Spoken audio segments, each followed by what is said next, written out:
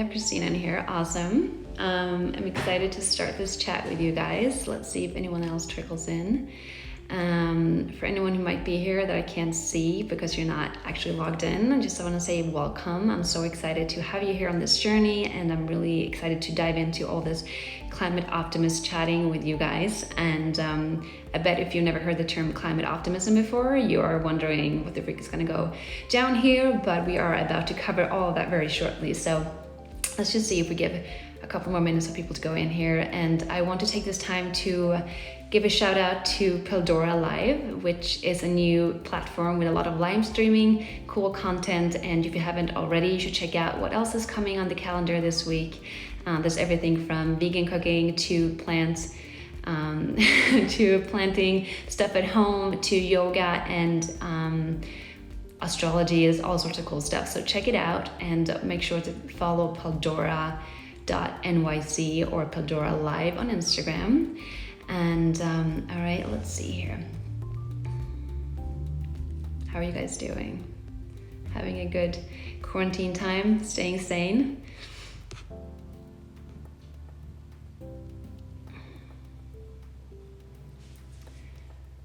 Okay.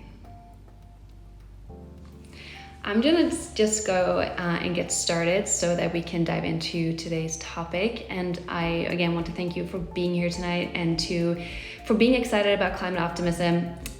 So we will start starting right away. And what we'll get into tonight and all these upcoming Tuesdays is what it means to be a climate optimist, and why I honestly believe that choosing to live a life in joy and happiness and abundance and health is ultimately the best way that you can make a positive impact on our planet. And if that is at all weird to you, we're gonna get into details very shortly, but it's a philosophy that hit me probably 10 years ago now. I used to be a frustrated environmentalist, and I was crying a lot. I was always wondering why the world didn't care, why we didn't change enough.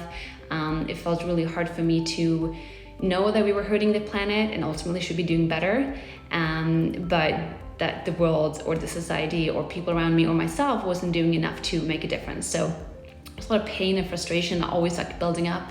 And then one day it hit me that this is not a way to live life, and I don't think I'm actually doing any help or any better by living this way or thinking or feeling this way. So I chose to become an optimist and to do whatever I can to work for the planet, but to make sure that I have a fun time and that I'm healthy and well doing so. And there are many reasons to why I believe this is ultimately the best way to work for a regenerative and healthy future.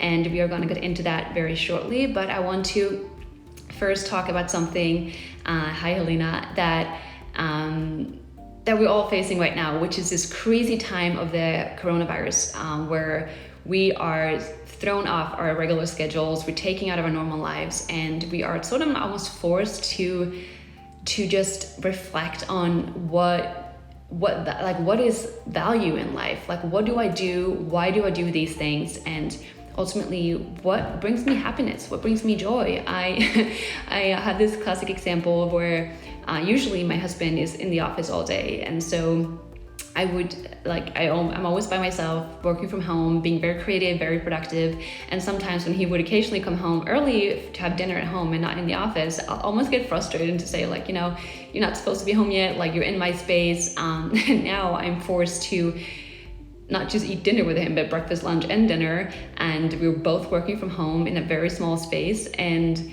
it's been nice. It's this is what it's like to have a family. This is what it's like to have a partner and share a life with someone. And I think it's those sort of reflections that are starting to come to us in this time where almost going back in time to how things were before all this technology and before we were so busy and outrunning and thinking of value in terms of how much can I get done in a day. I see that some of you guys are agreeing to this. I would love to just hear what else has come to you during this time. Is there any reflection about life or yourself that's just been surfacing because of this craziness? Okay, please share, because I would love to just see what else is going on. If anyone wants to give an example of the stuff that you're going through right now. Other examples I would say is realizing how much time I'm saving not having to go in like places all the time, and it's nice to be given that time for myself instead of having to like just waste it on like commuting and shit. Yeah, priorities as a family, definitely. I think definitely it's a time to come back to family and love. Smiley face. So coming back to family, I think it's weird, even though we're like can't physically see each other, I feel like I'm connecting with friends and family on a deeper level than I have before. And I also connecting with myself on a deeper level, which is a beautiful thing too, which we also will get into more soon. But okay, cool. So we're all on the same page. This is crazy, weird times. I would also really want to pinpoint that these are times thinking about what really matters. Yes. Times when a lot of emotions surface up. I feel myself, there are days where I wake up in a really good mood and I feel grounded and good, and then 2 hours later I'm like crying and being frustrated and angry for no reason. So I think it's like a time to really just be okay with everything that comes up, and maybe there's things that we've been just like haven't had time to reflect on before, and now we're given that time, and it's a beautiful thing. So being compassionate with ourselves and one another, and understand that these are weird times, but maybe the things that come up, it's not just something that's bothering us, but it can be something that we haven't been able to see before, and that's a beautiful thing. Thinking about the future and what that holds. Yeah, I think we're all like thinking about the future and what does that really mean, because I think something that's coming to us right now is like, wow, everything is so changing, and actually I don't know at all what's gonna happen tomorrow. Like I thought I knew sort of what my future looked like, but now I realize anything can happen. And I think finding comfort in that constant change is almost what we need to like start practicing as humans, to like be comfortable in the flow of change, which is why we're here to talk about. All right, okay, I get very excited about these things, so I'm gonna slow down. But I'm gonna start today's class with a very fun exercise. It's a word that I've come up with myself. I always say, since I'm a Swede and I sometimes don't really know the words for things, I have a tendency of making up my own words, which is a fun thing, and I feel like I have the right to do that. So I decided to make up my own word. It's called retruthing. And it's a word, it's an exercise. It can be very fun and challenging, and we're gonna do it together right now. So retruthing is a word, it means to redefine a truth. So basically how I see it, we all live accordingly to our own personal truth. And the truth is made up, it's like almost like a program data system where we have like been programmed ever since birth from culture, family, past experiences. We have a dog here too, sorry about the dog. Experiences, friends, anything that's happened to you, if you were heartbroken at some point, anything in your life has subconsciously added to your program data. And so we're living by truth because of that like old data that's been collected throughout your life. And your truths determines everything you do, from what you think, how you feel, what you do, how you react to other people, what you shop. Anything in your life that you do is because of your truth. And I don't think people are bad. I don't think they're bad people. I do think that some people are living according to very outdated truths, and maybe they need to reflect on what values they live by, and if something there needs an update. Let's take an example. Our president, Donald Trump, doesn't believe in climate change, for example. And his truth is that, climate change is not real. And okay, that's his truth. He can have his own truth, but unfortunately, he's acting accordingly to that truth. So he's making a lot of dangerous decisions that can ultimately, be of great danger to all of us. So I think it's our responsibility as humans to always reflect on what are the values I live by, what is my truth, and is that actually the latest update, or can I reflect and see if I can retruth something? So that's what we're about to do here. And I want to start with doing a little retruthing exercise together. And actually, before I do that, just here's my definition of retruthing, because it's an actual word. So if you want to use this, go ahead. I would love to see people start using retruthing. That would be so cool. But retruthing is a verb, and it means the willingness to question what is and to let go of ideas, thoughts, and perceptions as they have lived in our heads up until now, in order to co-create a sustainable and more compassionate future. Retruthing refers to one's ability to understand that things and circumstances always change, and that it is our duty as human beings to adapt to the flow of change, to constantly find ourselves in new worlds, communities, and realities, new truths. So that's the word, retruth. Yes, hashtag. Let's make a hashtag. That would be awesome. All right. So let's do a little exercise here together. And I am going to read out 2 different truths. And you can either close your eyes if it's easier to listen to. I'm going to try to slow down too. But really try to reflect on when I speak out these truths, like how do they resonate to you? Which one resonate better? And what do they make you feel? Okay, so truth number 1.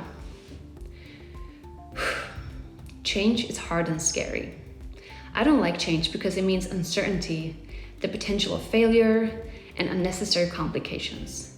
I feel like change is always forced upon me when I least expect it, and it throws me off the loop. The fact that the world around me is so uncertain and ever-changing frightens me. How am I supposed to know what to expect when everything is always changing? That's one truth. The second truth is, change is so fun and exciting. You never know what awaits you around the corner if you're just curious enough to find out. I love change because it empowers me to become someone new. Life is ever-changing, and I want to be ever-changing too. So it's a beautiful thing to be on this ongoing transformational journey that is life. By embracing change, I seek opportunities to grow. I know I will live a life where I truly get to thrive. So here are 2 different ways of looking at change. One is it's fear-based, right? Like it's uncomfortable, I don't know what's gonna happen, so change is always gonna be scary. Or the second one is like, I have no idea what's gonna happen, that's so exciting, like let's find out. And it's a very broad way of looking at change, but ultimately, how we use words around something has such an incredible impact. And I want to let you know what I used to feel about change, because when I grew up, I was probably the biggest resistant to change. I hated change, like from my guts. I can give you a lot of examples of what that looked like in my childhood, but let's just say I wanted to be in complete control of my life. I wanted to know everything that was gonna happen, and I planned everything in detail. And if things did not go as I planned, I tried to fix them. That was like my reality. And needless to say, I'll just say this. Trying to convince someone why breaking up with you is a bad idea, it's just not a good idea. It's a bad idea. So you can try fixing things as much as you want to, but like not living in the flow of change and being in acceptance of what is going on, and trying to see like change and transformation as a good thing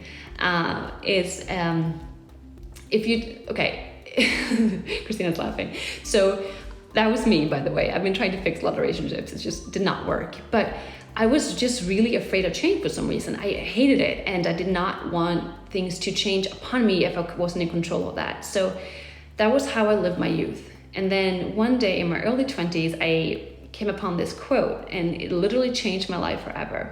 And the quote said, "Keep some room in your heart for the unimaginable." When I read this quote, I had like, whoa, crazy feelings. So if you just listen to those words and feel what that means, keep some room in your heart for the unimaginable. It's almost like weird to feel what that would feel like, because trying to imagine something that you can't imagine is, sort of impossible. So it just opened up this world of like, wow, what if things can happen that I couldn't even imagine right now if I tried, right? Like things could happen to me in my life that even if I tried to imagine what that would be like, there's no way I can, because you have no idea what's gonna happen tomorrow, or what new technology we're gonna develop in a few years. Like, what is the future? Like, no one knows. And I think just coming to understanding that we cannot always predict the future, and that is a beautiful thing. When you start to come to realization with that, you start to like ease into the flow of change, and you let go, and you start to be like, all right, like let's see what we can do. And as long as I take one step in front of the other and start figuring things out as we go, we're gonna slowly transition into change. And to give you some more background to what that looked like in my life, so you can start resonating to your own lives, your own truths. When I read this quote, I was living in my student apartment in Sweden. I was 4 blocks away from my parents. I was going to university in my hometown, even though I promised myself I was not going to go to school in my hometown, but I did. So I was very close to home. I was still trying to fix the broken relationship of the boyfriend that I had broken up with 2 years ago. So I was very stuck in like just trying to fix things and trying to figure out life and like wondering what went wrong and why couldn't it be better. So I was really just stuck in this like ongoing loop of like impossible change. And then I read this quote and I started like reflecting on, what if I just opened up and chilled out a little bit, like trying to explore all these possibilities that are around the corner. If I tried like going new places, meeting with new people, and just like learning new things, where could life lead me? And I'm not gonna go into my life story because I'm sure yours is much more interesting than mine, but I'll just say this. Right now, I live in New York with my loving and adorable husband. We just spent 2 years in San Francisco. We road trip across the country twice, once when we moved there and then when we moved back. I had a dream when I was younger to become a model, and it was a dream I never ever thought was gonna get true or be true. And if anyone ever asked me if I wanted to, I just said, no, that's not my life. Because I just did not believe that was part of my reality or my truth. And then I moved to New York and I started thinking again, like, well, maybe I do want to be a model. And at that time I had started to practice this whole retruthing thing, where I was getting a lot better at it. So I explored that option and started to slowly pave my way to becoming a model. I started going to reach out to photographers. I built my portfolio. I was sort of old at the time. I was 24, which for a modeling career is very late. I know that Poja's in here, so she can say that that's true. But I started reaching out and just to see what was there to explore if I tried. And I had a portfolio. I started going to agencies. I sometimes lied about my age because I was too old, and I got a lot of rejections. People told me no, and but I kept going. And then one day an agency signed me, and I remember thinking, oh my God, like what just happened? Suddenly I'm a signed model in New York. And it was January at the time. I got thrown into Fashion Week, which was in February. And this is a truth or a secret that most people may not know, but I was only a professional model for a few months. I was thrown into the industry and, started going to castings and stuff. And I made it into Project Runway, the TV shows. That was cool. But I soon realized that modeling wasn't for me. I am sort of a free spirit. I like to be in control of my own time, and being just sent out on castings all over town with little or no last minute, basically. It just wasn't the thing for me. And also the reason why I wanted to model was because I thought it was going to give me a platform to speak up about things that I care about, like the planet, animals, all these things that I want to talk about to you guys right here. And I thought, if I become a model, I'm going to be cool enough where people care and want to listen. And I soon realized that is not how modeling works. And the agencies, or they really don't care about what you want to say. And so that just did not sit well with me either.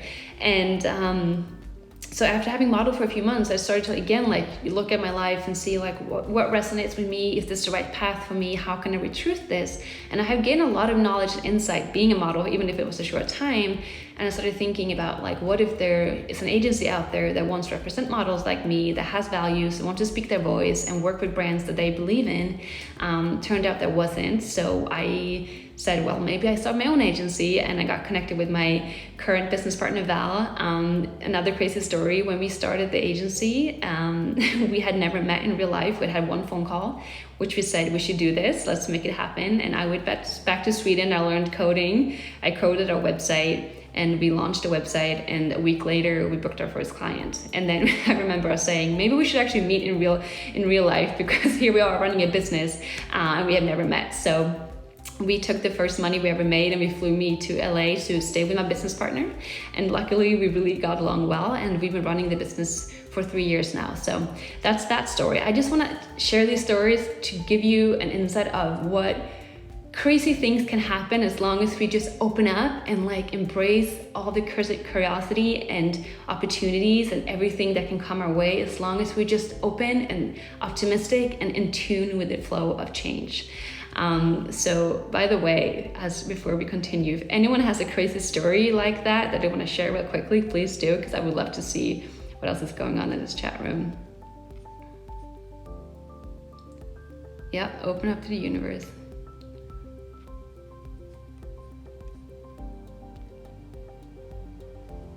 Okay, sorry, taking a break here. I got so into my story.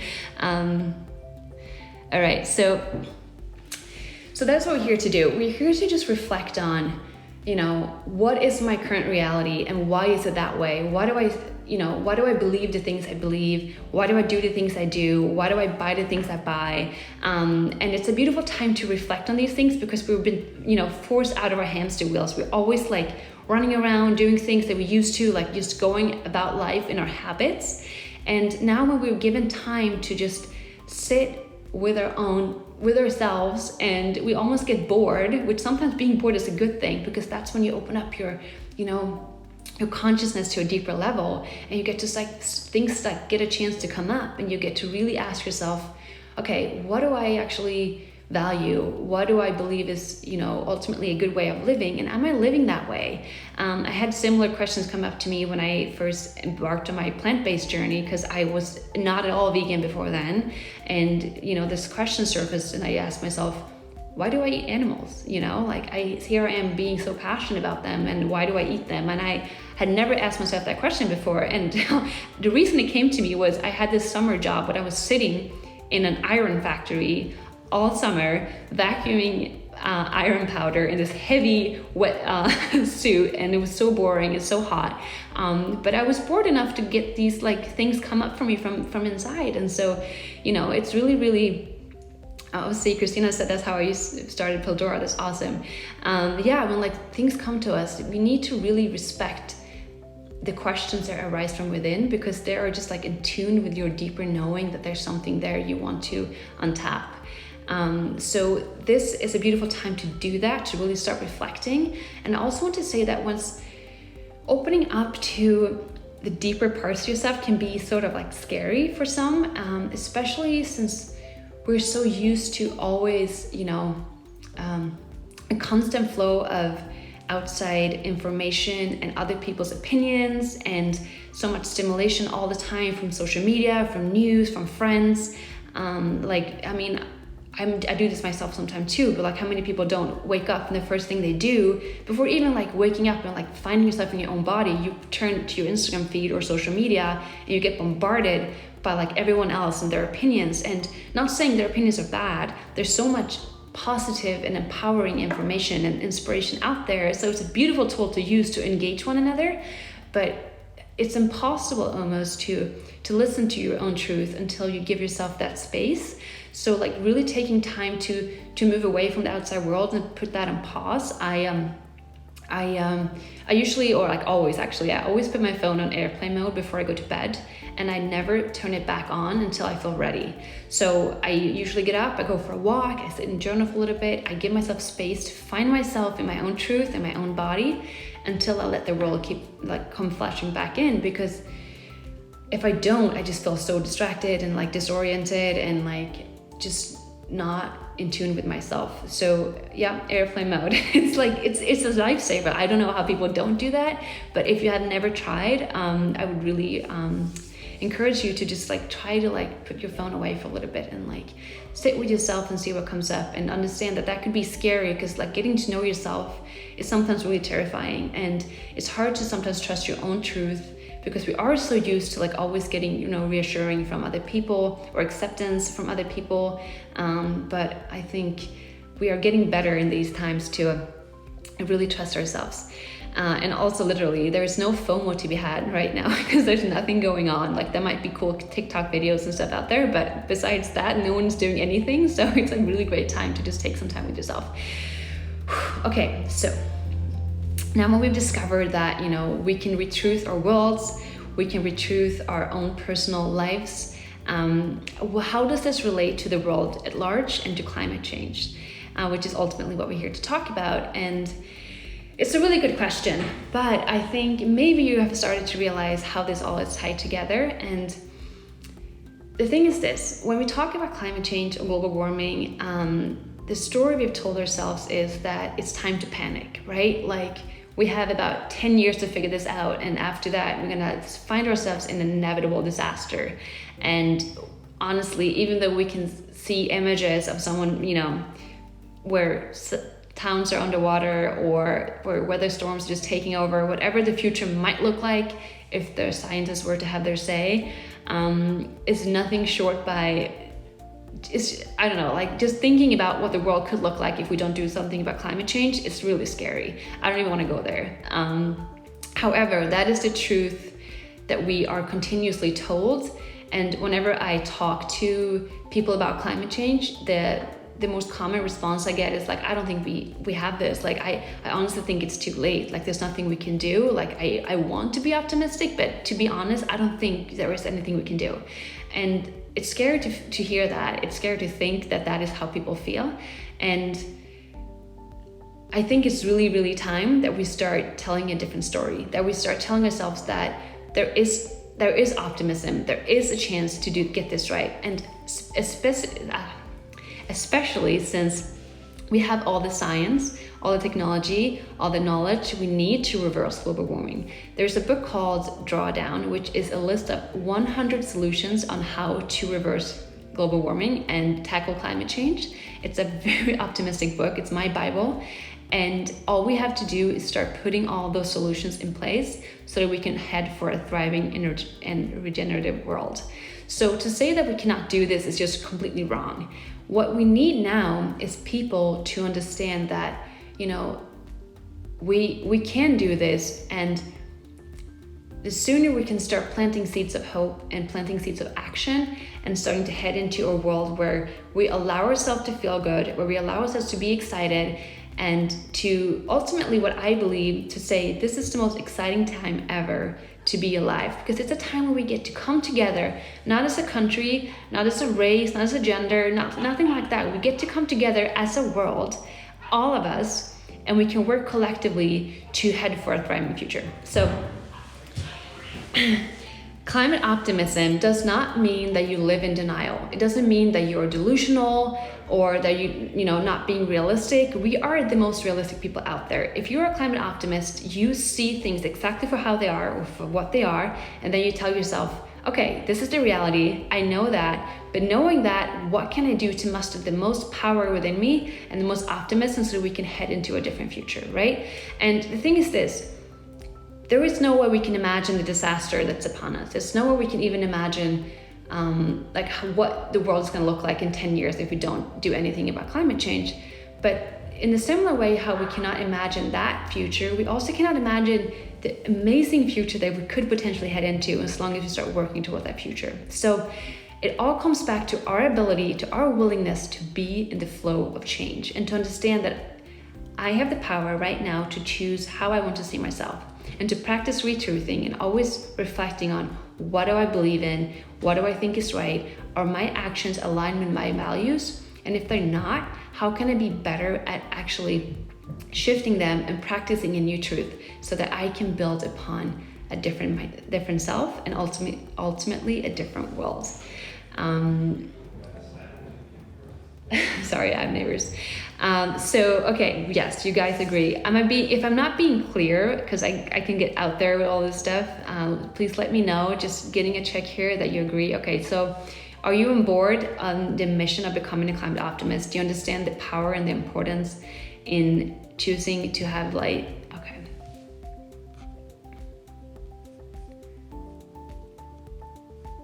Okay, all right. Okay, so the story we've told ourselves for so long is that, you know, climate change is scary. It's a big issue. It's a global issue. There's so much we need to do. And when we continue to tell ourselves that story, we're always going to feel like almost paralyzed. And it's easy to feel overwhelmed. Like, where do we even start? Do I even believe we can do this? There's so much else I need to focus on. Like, everyday life is going to continue to move on. So I think tackling climate change from fear is never going to work, because when you approach something with fear, you ultimately get paralyzed. Fear works for quick action and when something feels very relatable. So let's just take, for example, the coronavirus, right? it happened quickly. It felt very relatable. It spread so instantly. No one knows how it spreads. And so we were giving very like something to be afraid of right away. And then secondly, we were giving very clear action on how to avoid that. So, stay inside, wash your hands, don't interact with people. That's a very easy thing people can do. So in an instant, like the whole world is shut down basically. And it's amazing how quickly we got to action with this, regarding the coronavirus, when there seems to be no action at all around climate change. So like, how is that? Well, I believe that climate change is too big. It's just something that people cannot wrap their heads around. And also it feels too distant still. So we can't wait around for it to get so scary where we are forced to action, because ultimately it's going to be too late. We need to start on it right now. So we need to move away from fear, because fear doesn't work in this equation. If you keep talking about climate change from fear, you are always going to feel too overwhelmed and paralyzed. And ultimately what that happens then is that we turn inwards and we develop depression, which we are starting to see amongst young people, which is not great. So instead of talking about climate change from a perspective of fear, how can we start finding hope? How can we get excited? How can we talk about it in a way where we believe that change is possible? And those are the conversations that we need to start having with one another. So think about ways that you can start talking about climate change with friends, with family, with yourself. Allow yourself to go there and allow yourself to feel the anxiety that comes up, because it's inevitable. Like it is a scary thing. So accept those feelings, but then you try to turn it around and say, okay, so far climate change is frightening to me. I don't like it. I don't like talking about it. However, it's important that I do. And the way I can make the biggest impact is by choosing to acknowledge it, and then choosing to be light and choosing to see hope. And if I were to ask you a question right now, you have two choices. Either you believe that we can figure this out and we can aim for a thriving future, or you don't believe and there's nothing we can do and we'll find ourselves in a disaster. If you get to choose right now, what do you want to believe? Do you want to believe that we got this? Yes or no? Can I see some yes? All right, you guys are not responding right now. It's fine. Yes, okay, Christina says yes. So I'm just saying, it might seem very simple when you say it that way. Like, is it just a yes or no answer? It is a yes or no answer. If you want to believe we can do this, yes, you can say yes, and that's all you need to do, and that's where you start on. And it is as simple as that, because we don't know. The only thing we know is what we have right now, and that is our hope, our ability to re-truth and to rethink and reassess, and our willingness to change our behaviors. And I'm saying this from, I used to hate change, and I had to shift my narrative around that. But doing so, I started to realize that I don't have to sacrifice anything for changing it. In fact, when I start going into this flow of change, I can gain so much, and life can be a lot more fun, a lot more enjoyable. I can have more loving relationships, and living as an eco warrior or a climate optimist is actually a lot of fun. So if we can start spreading that truth, we can ultimately start heading to a thriving world. And we are going to go much deeper into this in the coming sessions, the next Tuesday and the Tuesday following. Today was just more like an introduction and just to like get to know this concept around retruthing. And I want to also make it very clear that if you want to at any time reach out to me and talk about what we talked about today, if there are any questions that arise like the next week, or if you have ideas of things that we should talk about next Tuesday, you can always reach me on my Instagram and Therese Gennari. It's also linked on Pildora.live, which is the platform. You can of course go to my website, which is heychange.world, Hey change.world, and connect with me there. But I just want to make it clear that I want this to be an ongoing conversation with you guys. I want to be interactive, and ultimately it's a journey we're on together. So if you have any questions at any time, just reach out to me. But for today, we have covered the concept of retruthing. What does it mean to reflect on your own world? What do you believe to be true? What are you doing and why are you doing that? And how can you ultimately change something about yourself that can flip your world? And I want to give everyone homework. So this week, start reflecting on the things that you're doing. Reflect on things that bother you. If your partner, this is actually a great time for that. So if you live with someone and your partner is bothering you all the time, really try to reflect on why that bothers you. Because I think many times, or most times, when something is bothering you, it's actually just like nudging you that there's something about your own truth that you might want to change. So try to like not just get reactive and like angry or like rash out on that person, but like reflect on like, okay, why does this bother me? And is there something hidden here that I can start like bring up to surface? And that's one example. You can also start thinking like, okay, open your fridge. What's in my fridge? What do I eat? Or what's in my closet? What do I buy? Who do I talk to? What do I do? Like all the things. There's so many ways you can start reflecting on your life, because you can start retruthing everything basically around you. So that is my homework. Start reflecting on the things you do, how you feel, how you think about yourself. That's a big one, because how we see and feel about ourselves ultimately is how we are going to change the world. So if you have any ideas of what you believe can be done, or ultimately what you feel you are capable of, really try to ask yourself why and why not, and can you just change the words around that to see if you can start creating a new future for yourself. And then when you come up with a retruthing, you write it down. So, okay, my old truth is change is hard and scary. My new truth is change is fun, exciting, and I cannot wait to get started. So whatever it is, write down your new truth, hang it somewhere where you can see it every day, and start just practicing living in this new truth. What does that mean? How does that make me feel? And like, what am I capable of doing in this world if I start becoming someone new? I honestly believe that as humans, we are not here to be stagnant. We are here to continuously to grow, to learn new things, to figure new things out. And something super important in all of this is understanding that everyone's wrong. Like, we are all wrong all the time, right? Like, there's no way you can know everything. And I think understanding that we cannot know everything, you can start being compassionate to yourself, right? It's like, oh, I was so sure that was the way to live my life. Turns out now, when I gained this new knowledge, or this person told me this thing, like, oh, there's actually better ways that I can live my life that's more aligned with my own values.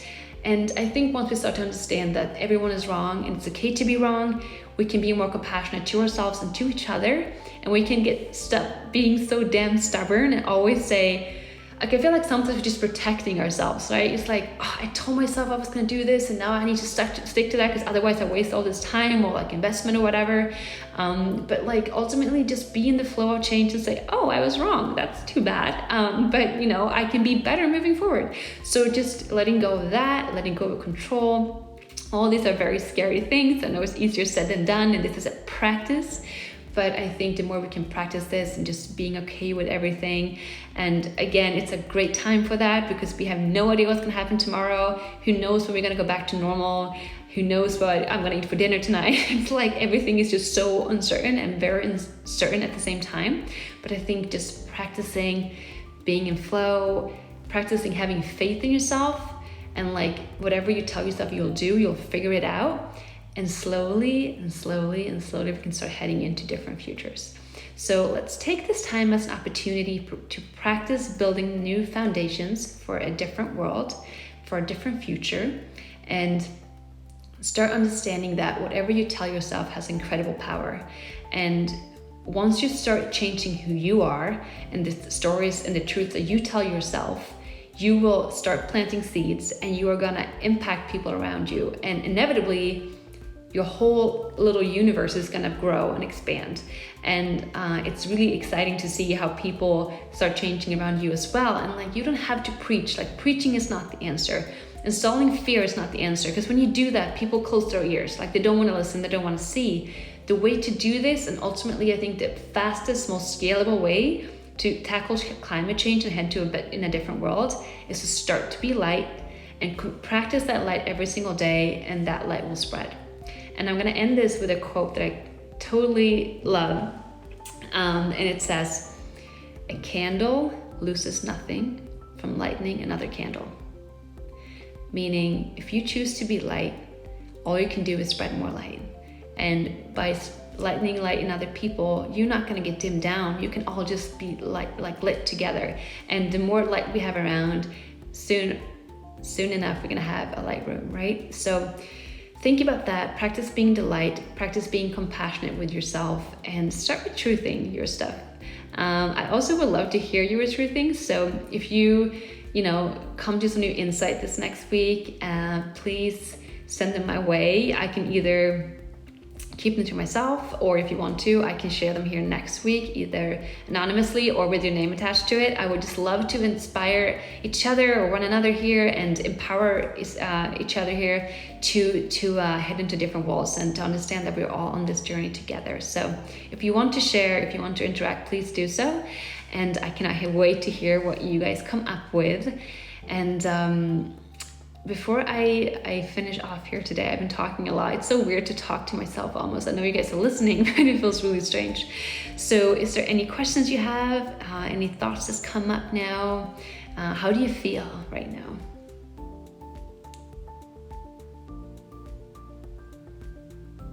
You're listening, that's good. I haven't turned off yet. It's not like my husband. He's like, he says he's listening, but then he doesn't. Refreshed. Okay, good. I like being refreshed. Optimistic. Good. I'm doing my job here then. Refreshed and optimistic. That is actually how I would like to head into my Tuesday night. I thank you all so much for hopeful. Oh, that's good. We gotta be hopeful. There's so much to be hopeful for. Excited to do some retruthing. Good, Christina. I cannot wait to see what you come up with. Maybe I should make like a web page or something just to share everyone's retruthings. That would be so cool. And if you do post about it, maybe start using the hashtag retruth or retruthing. That would be really cool, and tag me as well. What are my favorite ways to reset when getting anxious during this time? Do I like to retruth what the media says? Okay, that's two really good questions. For me, and I'm very fortunate right now, we escaped New York City, so we're in the countryside, and I have the ability to step out every day and get some fresh air, which I am so grateful for. So for me right now, walking always works. I actually, and most people could do this, even if you live in the city, you can just escape out a little bit. I love to hug trees. And if you haven't tried it, you really need to, because hugging trees is one of the most grounding, calming experience I can think of. And I know it's very cheesy, and I know it's so ego of me to say that, but if you ever feel anxious, just go out and wrap your arms around a tree and just stand there and breathe, and it's all the anxiety just rushes off you and down into the ground, and you get so much energy. So hugging trees is definitely a way. I'm gonna first answer the second question. Retruthing media is tricky. There's so much false information out there. I don't never try to retruth anyone else's words or thoughts. So I'm not gonna try to take something and retruth that for other people, but I always reflect on what that means to me. So even if there's some sort of media out there, I try to be realistic, and I want to know what's going on in the world, but I try to be very selective with what I read and what I consume, and also very protective of my own energy. So I sometimes read something, and I try, if it's something that speaks to me and something I feel like I need to read, I always try to just reflect on what does this mean to me and according to my truth. But with that said too, I don't want to be too stubborn in my own truth. So sometimes I do need to read other people's media and news so that I can start reflecting again and retruthing my own life. So it's just about being aware of what kind of media am I consuming, and also trying to maybe be in a very stable place when you do consume other media, so that you're not just bombarded and get flushed out and spread too thin from that. And how I deal with uncertainty. I don't feel like there's a scientific way to say this, but I really have practiced just trusting myself and my gut. And I do think that the universe is kind of there having my back. So I try to listen to my intuition, and there's been a lot of uncertainty lately. Right now, actually, I have a lot of uncertainty ahead, and I have no idea what's going to happen in the next week or a month. But I just try to trust that as long as I do what feels right now, I'm going to take the next step, the next step, and the next step, and I'll figure it out. And I think the more you practice this, you start having faith in yourself, you start understanding that I got this, and you have yourself to turn to. And I think with that said too, there are times when I'm definitely not there, and luckily I have friends and family to talk to. So I think just having those people around you that you can always turn to in times of need, and but ultimately try to like find comfort in yourself and say, I've done this before, I've figured it out, so even if things are going to come my way that I don't know what to deal with, I will figure it out. And I think just finding comfort in that flow. Okay, rocks. Okay, Poacher says rocks. Rocks are also amazing. I like to just put my hands on rocks. It's very grounding, but nature in general, like putting your feet on grass, is also so grounding. Okay, great. Protect the light. I love you guys too. Are there any more questions? Yeah, we have a few more time here. A few more minutes. Also, I need to say this. Most of you guys know I'm Swedish, so sometimes I do drop my words. So if for any reason that don't make sense, please just bear with me. Oh my God, who here has a rock collection? I actually have some of my rocks right here with me. I do not do anything important without them. Rocks are my everything. Thanks, Christina. I'm so grateful to be part of this community. I want to thank Christina for starting Pildora. This is amazing. Oh, I have money rocks. This is one for creativity. I have a whole little collection here. Oh, fun side story, by the way, not to speak about my husband, but every time we go on a hike, we always bring back at least one rock. So we have a real legit rock garden in our apartment. If you ever want to come over, I'll show that at some point. I think it's funny. I feel like as kids, you do collect rocks. It's just like an innate feeling in you that you want to pick up stuff from nature and bring home. So I think, it's just part of us. We want to have nature close, and it is a grounding thing. And then we grow up and we start thinking that's weird. And like, I'm not going to collect rocks. Like, who does that? Kids do that because they think it's cool, and it is cool. See? Yeah. It's a token of love. Start, exchanging rocks instead of people. Instead of like buying fashion, all these like things that we don't really need, we should just like pick up rocks and give to one another. They're filled with good energy. So that's a good birthday gift for anyone. All right, guys, I thank you so much for being here, and I'm very excited for next week. And in next week's episode, we are gonna, let me just see here, I'm pretty sure, my notes. Yeah, so next week we're gonna dive into the 2 different kinds of change, and why I believe one change works for tackling climate change and the other one doesn't. And we're also gonna practice imagining the unimaginable. So we're gonna go deep into that crazy field and see what comes from that. So we're gonna continue the Climate Optimist journey. If you think of anyone that you think should be here or would like to get this message, please share. And of course, don't forget to check out Pildora.live to see what other cool classes are coming up this week, and get going with some vegan cooking and planting and all sorts of magic. So check out Pildora, and I wish all of you guys a really good week. And please interact with me on Instagram if you feel like it. And let's stay optimistic. I cannot wait to see what sort of a true thing comes from you guys. So big kiss from the country, and I'll see you again soon.